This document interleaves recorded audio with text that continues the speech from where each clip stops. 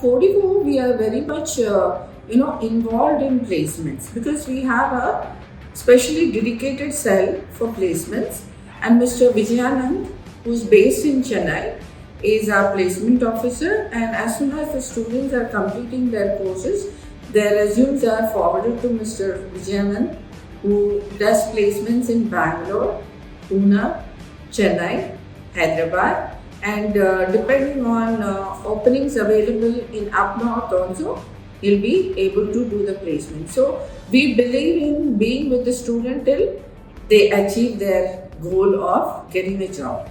So we give 100% assistance in placements, and during that period of placements, what we do is we groom the students in interview cracking skills. So not only the technical aspect like the knowledge base, we also teach them how to face the interviews, also how to face the questions, how to crack the interview. We groom them on that aspect as well.